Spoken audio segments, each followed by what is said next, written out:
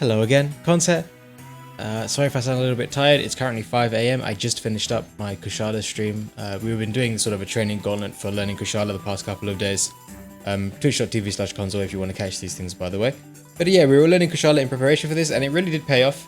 I did my great sword run. I got about a 4-minute time with the headlock. So that's not what I'm showing off today. That video's coming soon. I need to edit and commentate that over in more detail. Right now I'm a little bit too tired to give that the justice it deserves, but I thought I would post my first clear too, because it'll give me an opportunity to talk about the quest in a bit more detail, and I'll probably do a slightly more detailed or more detailed overview some other point.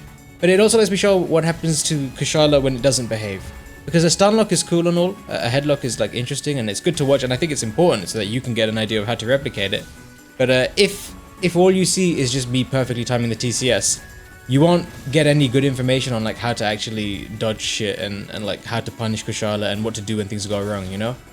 And so I do like showing the first clear, especially when things go wrong, just because it gets you an idea of how I deal with that kind of situation when it occurs, you know?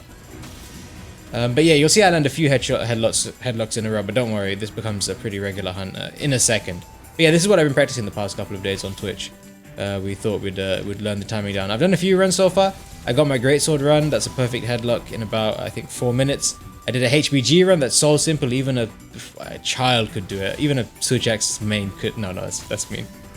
But like anybody could do it. And it's incredibly easy, beats it in about 4.5 minutes. So I'll be posting that too at some point in the future. So yeah, for those two videos and probably some other stuff regarding this quest, do feel free to subscribe and keep an eye out. But I don't really have anything more to say about that. I want to talk about this video itself. As I was saying, I guess it's probably worth doing an overview of the quest for anybody who isn't aware. Yeah, if you're not aware why this quest is important or why we're doing it, what it's about, you're basically just fighting kushala in the siege area that you fought Velkhana in the story mode. Ugh, kushala's tornado breaths. I really don't like this fight, by the way, for anybody who isn't aware. If you've been at the streams, then you'll be well aware of the fact that I really don't like this fight. But yeah, so you fight it in the siege area that you fight Velkhana. It's quite a nice terrain, nice and flat. You have access to all the same stuff. You have the binder, you have regular ballista ammo, you have cannons, you have the dragon razor. The dragon razor has been modified slightly. The fuel cells were put to like the top near the razor just to make it more convenient, I think, to actually get these monsters, because the Velkhana quest was quite heavily scripted, so that was fine. But I think lugging that fuel up to the top would have been really difficult. So they've moved its position closer to the dragon razor, up on the raised platform. Anyway, I'll give a much more detailed overview on exactly what the changes are and how the siege area works and all that kind of stuff. But for now, let's just talk about this run. I basically am going for the headlock as much as possible. Whenever Kushala's in the air, there's not really much I can do, so I kind of just wait for her to land. And then when she's on the ground, there's a few moves she has that you can punish. You go for level 1s and level 3s, you knock her to the ground, and then as she's getting up, you try and land a TCS on her to knock her back down again. That's kind of the idea for Greatsword at the very least. Kushala in general isn't a fun fight. You can run her set bonus to negate the wind pressure, but to be honest with you, I would much rather, like, the thing about Kushala is I refuse to fight that properly. There's only two ways I'm going to fight Kushala. It's going to either be a stunlock, a headlock rather, or it's going to be stickies. And that's probably what I'm going to be doing tomorrow. Actually, I'm going to be streaming all day tomorrow, I hope.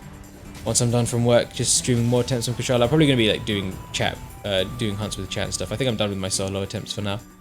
So yeah, we're going to be doing just carries. So if you want to farm decos with me, yeah, twitch.tv/console. Anyway, I'm shilling myself. Why am I shilling myself? It's because I'm tired and I don't really know what to talk about. Yeah, so this is my first clear. This isn't actually my first clear, it's my second clear.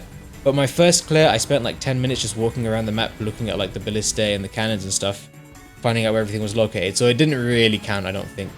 And it wouldn't have been that interesting. I'm going to use that footage in that later video. But yeah, this is my first actual clear where I just tried to fight the kushala. Mantle-wise, I don't really bother with evasion mantle and stuff. I'm a little bit lazy. I just want the stunlock to be consistent. But you can obviously do that. It won't make much of a difference. I did use ghillie mantle. Ghillie mantle is nice because it lets me get that flint shot right off at the start without Kush aggroing. Because in this quest, even though normally Kushala doesn't aggro straight away, she does in this quest. So that's one of the moves that I like to punish. When she lands, she gives you a fairly long opening. The issue with Kushala is she has lots of like wind pressure into attack true combos, or like raw into attack true combos, or war into wind pressure into attack. It's all a bit frustrating. But yeah, you wait for her to land and you wait for her to do a couple of moves that she has that give you good openings that I've shown in this video. You take her down and then you just try and land your TCS as close to when she's getting up as possible to try and knock her back down again. The more of those you can chain in a row, obviously it doesn't need to be a perfect stun lock, but the more of those TCSs you can chain in a row, the better your your hunting experience will be. I'll talk about the set at the end of the video. I'm not going to talk about the set. The set's fairly self-explanatory. It's just a TCS set. I do show it at the end of the video though, and I show all the decals and stuff, so keep an eye out for that. But yeah, I'm kind of rambling at this point. As I said, I'm just really showing the first clear because I think it's useful information to have. Oh, 1 minute, I was going to talk about the quest.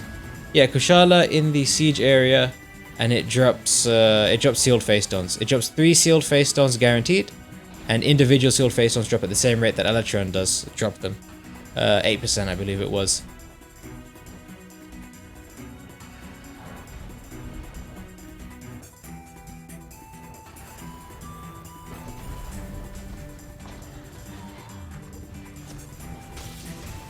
I just got distracted by Cortana. Thanks a lot, fucking Microsoft. But yeah, so you get 3 guaranteed ones, and then individual ones. On average, I found that you get roughly 4 per run, although it might be slightly less than that.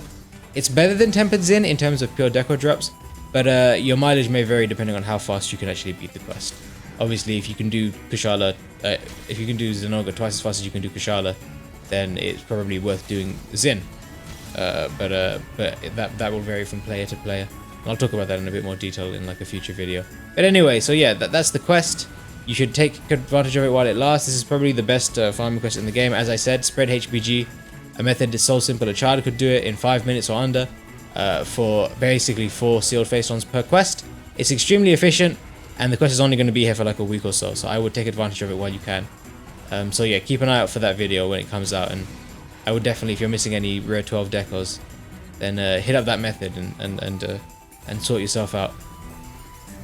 But yeah, I need to go to bed. I'm gonna try and post this before I go to bed, but we'll see. I don't know if I'm gonna be successful. This is the second time I'm recording this because OBS just fucked up my previous recording. Why am I still talking? Alright, take it easy. Bye bye.